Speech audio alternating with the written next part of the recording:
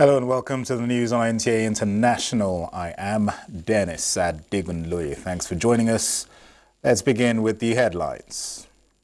Federal government deploys 51 solar mini-grids to communities to increase access to electricity. Her prizes for 20,000 out-of-school children in Federal Capital Territory. As National Commission for Al-Majri and out-of-school children's education set to enroll them in schools.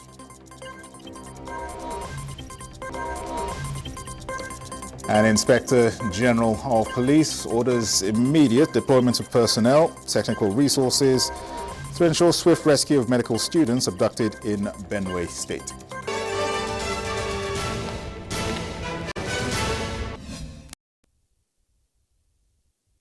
The National Bureau of Statistics has released figures indicating that food inflation has dropped in the last 30 days across the country.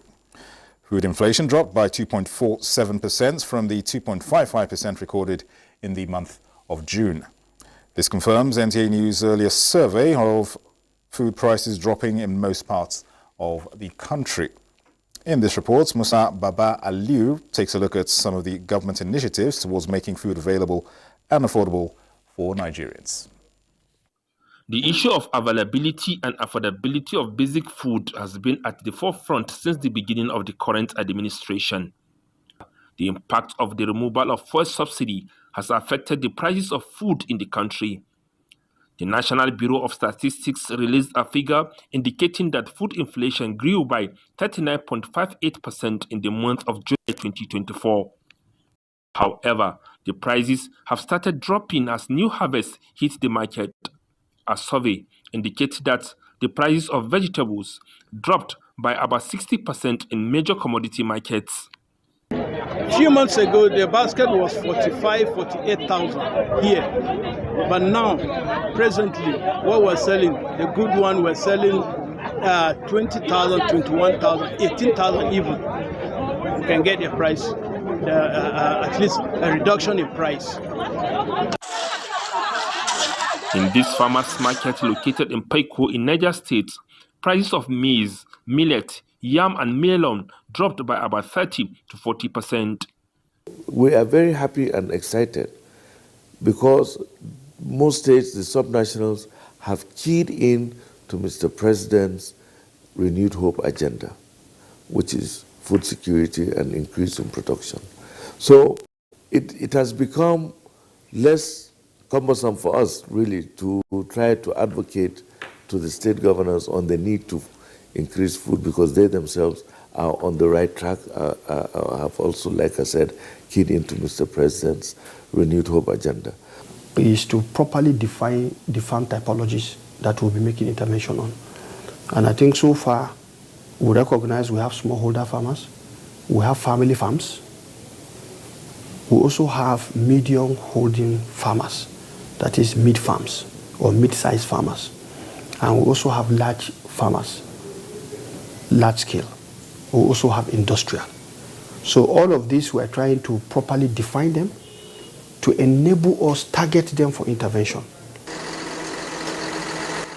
In the meantime, the Federal Ministry of Agriculture and Food Security has released the 42,000 metric tons of assorted food to state governors to cushion the effects of food inflation. An investigation by NTA discovered that some state governors are yet to distribute the food items. The strategic reserve is to store only 5% of annual harvest, while the states, which is the buffer stock, they are expected to store 10% of the annual harvest to be able to mitigate against any form of crisis that is happening within the states. And also the rest, which is 85, is left for the on-farm, that is the small household farmers and the businessmen to be able to live on. Fertilizer were also handed over to states to distribute to farmers free of charge. The commodities are yet to be distributed in some states. In Abuja, Musa Aliyu, NTA News. The federal government is deploying 51 solar mini-grids to communities across the country this year as part of interventions to increase access to electricity. Joshua Ojito reports that 5 communities in Abuja are among the beneficiaries. Defying the deplorable road, Rural Electrification Agency is reaching out to communities in the hinterlands, providing them with electricity to boost the rural economy. Rafin Zurfi in Gwagwalada Area Council of the FCT is the latest beneficiary of the federal government solar project, and the community is excited as the facility is inaugurated. We are expanding more and more so that we enjoy the light. We live for long without having light. A 40 kilowatts hybrid solar system with 3.5 kilometers of distribution network across the community is expected to provide affordable and reliable electricity. What you should expect is a reasonable tariff for the community to be able to afford it and gradually grow their business. The batteries of this project, the panels, it is built to last for the next 10 years. We don't envisage any major problem. 50 kilowatts PV, 144 kilowatt hour battery storage, and 50 kilowatts inverter system with metering infrastructure in place for payment of electricity.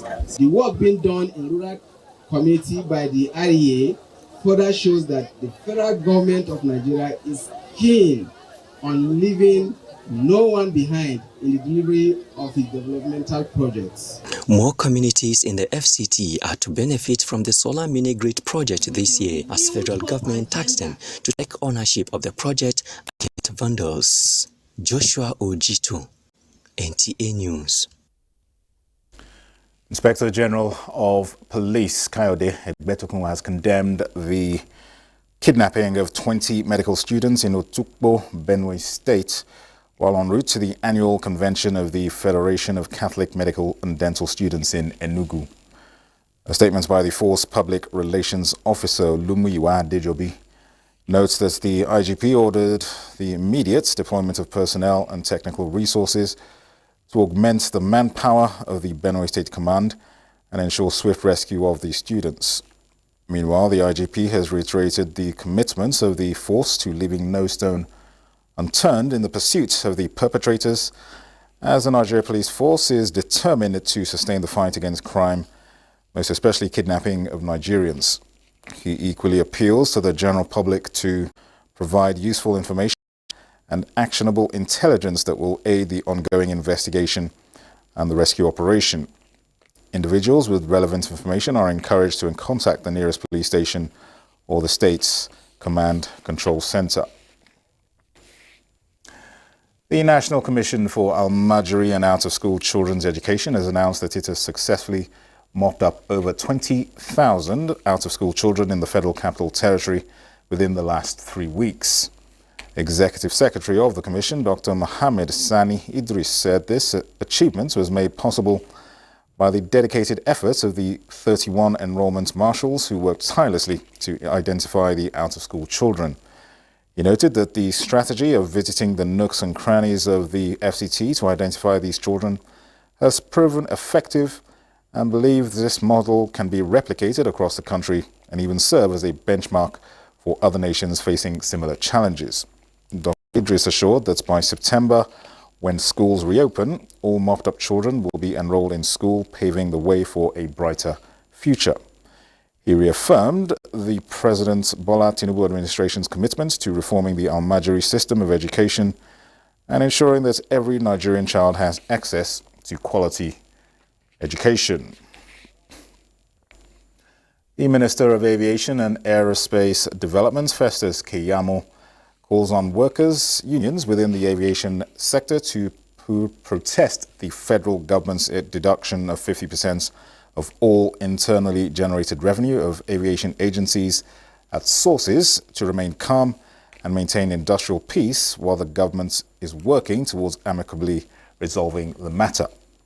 The minister said the ministry understands the significance of the issues and recognizes the vital role the aviation workforce plays in ensuring the safety, efficiency and smooth operations of the industry.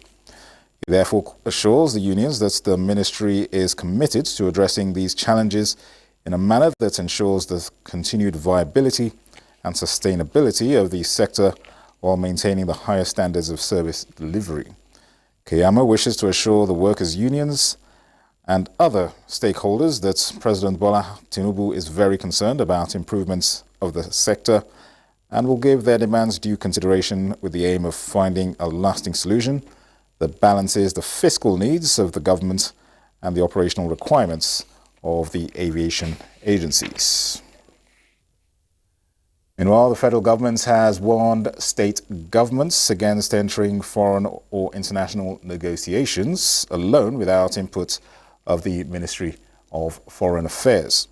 Following the disputes between Ogun State government and a Chinese company, Zhongshan Fusheng Industrial Investment Company Limited, which led to the seizure of 3 Nigerian presidential jets. The Minister of Foreign Affairs, Yusuf Tugar, stressed that this is part of the problem when state governments take it upon themselves to go into international agreements without the involvement of the Ministry of Foreign Affairs or the federal government. He pointed out when such goes awry, the ministry is left to deal with the problem. Yusuf Tugar emphasized that foreign negotiations require individuals with expertise and training. Equally, he warned that subnational actors should not engage in such agreements alone. The statement recalled that the presidential jets were seized by a French court on August 15th due to a contract dispute between the two parties. The dispute, however, reportedly stemmed from a 2007 agreement for the development of a free trade zone, which later fell apart, leading to arbitration and ultimately the seizure of the jets.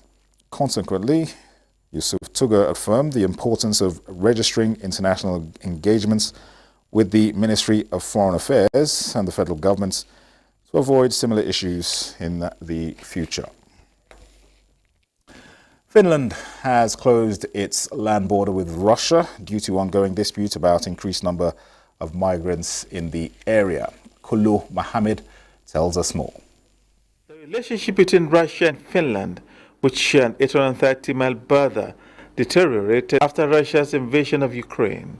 Currently, the closure, according to Finland authorities, is indefinite, and Finland, with several ports to list where travel from eastern neighbors is prohibited. Reports from Helsinki say migrants' arrival has reduced since all 8 land crossings between Finland and Russia were closed about a year ago. Finland accuses Russia of weaponizing migrants against the Nordic nation. This assertion the Kremlin denies. Despite the border closure, a few asylum seekers have continued to arrive from Russia, and the government believes the number could rise significantly with the advent of spring and rising temperatures. Finland annoyed Russia last year by abandoning its long-held stance of military-borne alignment and joining the NATO alliance in response to Moscow's invasion of Ukraine. Finland has also signed a bilateral defense pact with the United States of America. Finland is working to stem the tide of the outbreak of an epidemic, as migrants may be vectors of especially Mpox. Kolo Muhammad, NTA News. The city of Gome in DR Congo has been embroiled in ongoing conflicts. Now the city in the eastern part of the country is caught up in an outbreak of Mpox. Here again is Kulu Mohammed. The staff Yorogongo General Hospital on the outskirts of Goma City have seen an increase in the number of patients with Mpox. The current variant spreading in the country has disturbing characteristics which appear to be more deadly than its previous variants. A patient said she was taken to the hospital in a vehicle owned by Doctors Without Borders after she experienced symptoms of the disease. Sitting on a bed in one of the tents that make up the Mpox treatment area, isolated from the rest of the hospital, she described what she felt after contracting Mpox. She said first was extreme headache, fever, muscle pain, and pain in her groin. Appearance of spots on her body made her conclude that it must be an Mpox infection. The detection and rapid spread of a new clade of Mpox in eastern DRC, its detection in neighboring countries that had not previously reported Mpox, and the potential for further spread within Africa and beyond is very worrying. In addition to other outbreaks of other clades of Mpox in other parts of Africa, it's clear that a coordinated international response is essential to stop these outbreaks and save lives. Doctors and nurses said most of the patients showing up at the facility are children. Kolo Muhammad, NTA News. You're watching the news on NTA International. We take a quick break. More reports in a moment. Welcome back. Asylum seekers are turning to charities amid far-right backlash as presence of foreigners increases under the asylum procedures, which analysts describe as weak. Here is Kolo Mohammed with details. Someone did, someone killed, someone did, someone have a bomb. We are not dead, we are not alive. We are just in between. Cyprus has been experiencing a significant surge in asylum seekers, with a number of new applications for international protection reaching about 5% of the country's population. This is higher than the European Union's average of 1.5%. The island's strategic location near conflict zones like Syria, Lebanon and Turkey contributes to the influx. The Cyprus government is working to address this situation by upgrading existing facilities and expanding migrant reception structures. Reports say the increased arrivals are putting a strain on the country's infrastructure and reception system. The United Nations Refugee Agency said government authorities in ethnically divided Cyprus have rounded up dozens of migrants and pushed them back inside the UN-controlled buffer zone that they crossed to seek asylum. Cyprus' population is about 800,000 people. If we have 250,000 people here, foreigners, it means that the 25% to 30% are foreigners. If we cannot tell them to go away because of the European Union policies, it means that in 10 years period of time, bringing here their wives and kids, there will be more than 1 million returning to Lebanon. We want to stay Greek Cypriots here in Cyprus. We strongly believe that we should combat illegal migration because we think that member states should decide under international law who is going to cross their borders and not smuggling groups and traffickers. The asylum seekers enter the European Union member country from the breakaway Turkish Cyprus to the north and cross the buffer zone into the south, where they could file their asylum applications with the internationally recognized government. Kolo Muhammad, NTA News. India says it is committed to strengthening bilateral relations with Nigeria in order to boost the economic, social and political potentials of the two countries. The assurance was given in Abuja by the Indian High Commissioner to Nigeria at an event marking the country's 78th independence anniversary. Francis Udojo reports. India's 78th independence celebration held at its embassy in Abuja provided a platform for her nationals from different parts of the country to fraternize, share her cultural heritage and loyalty to the country that gave them freedom since 1947 after a long struggle from 1757 to 1947.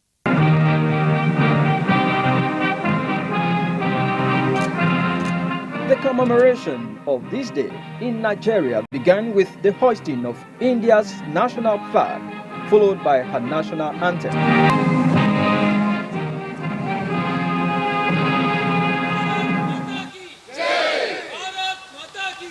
On international relations, India is the proponent of the non-aligned movement and one of the leading countries in shared growth and prosperity of the global south, as it establishes strong relations with Nigeria since 1958. Our political relationship is wonderful. Trade and economic relationship with Nigeria, we have more than 180 Indian companies with $27 billion of investments. So our contribution towards the economy, towards the bilateral relationship and the people-to-people contact here has been quite substantial, and we are very happy about it. And my government is committed to continue strengthening the bilateral relations between India and Nigeria. Since independence in 1947, India has consolidated economically, becoming the 5th largest economic country in the world, with a population of 1.4 billion people. It also has a strong democracy with 970 million registered voters in elections and has been one of the leading nations in the Committee of Nations. In Abuja, Francis Udojo, NTA News. Incessant and indiscriminate cutting down of trees for charcoal production and other logging activities have serious negative effects on the ecosystem. This was the assertion of Nasir Umar, a lecturer at the University of Kefi Department of Geography. Mohammed Awalu has details.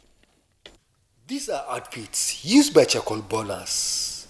Large quantity of trees are logged, carbonized, and the end result are these bags of charcoal lined up by the roadsides or transported to other parts of the country for commercial purposes, which serve as cheaper alternative source of energy to many homes.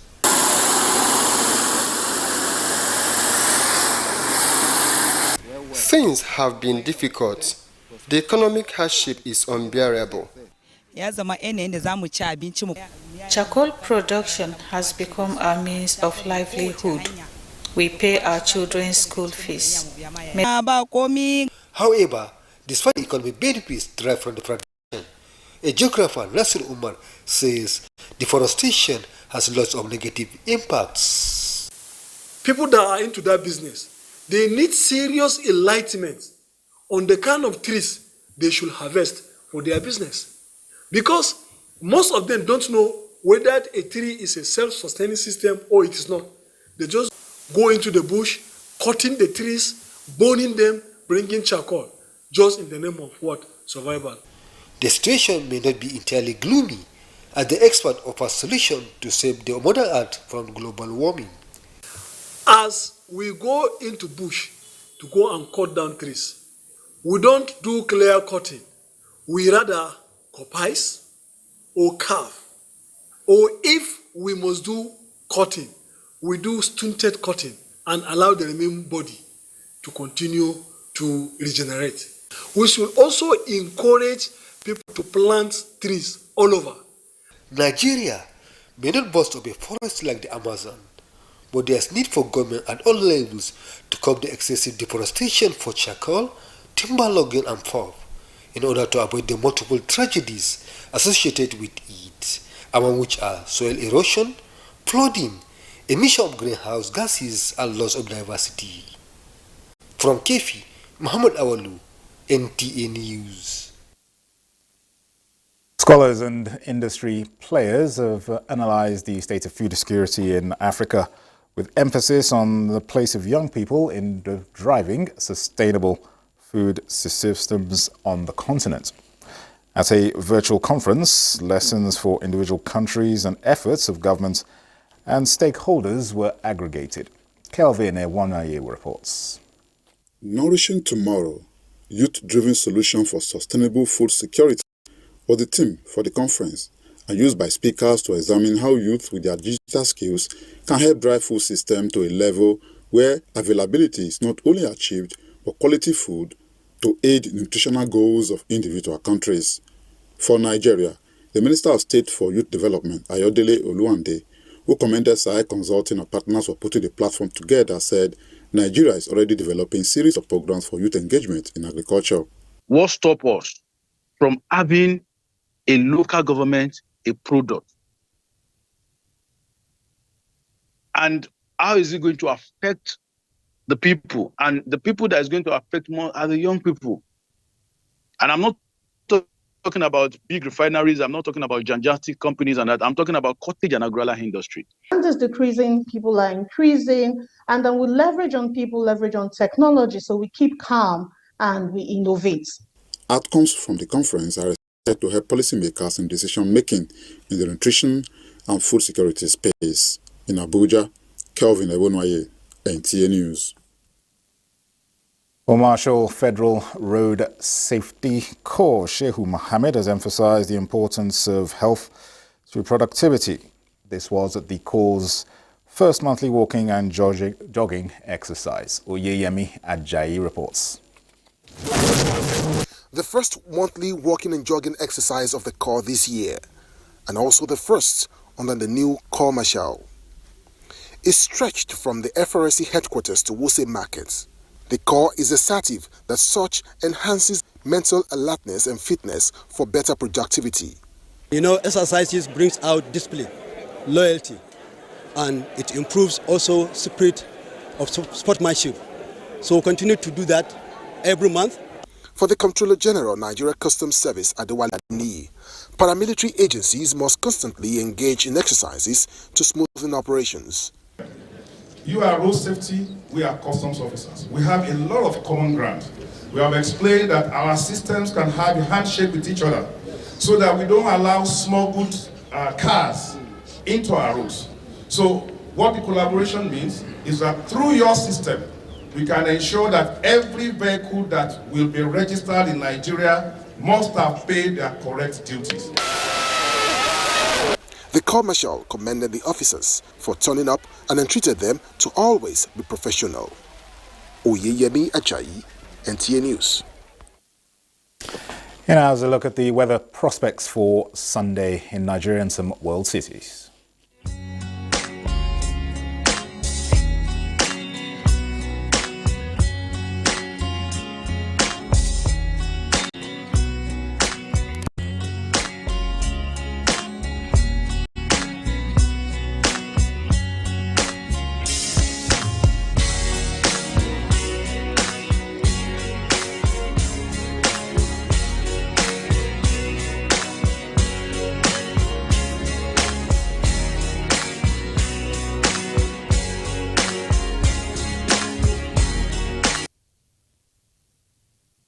That concludes the news on NTA International. Thanks for watching. I am Dennis Adegunloye.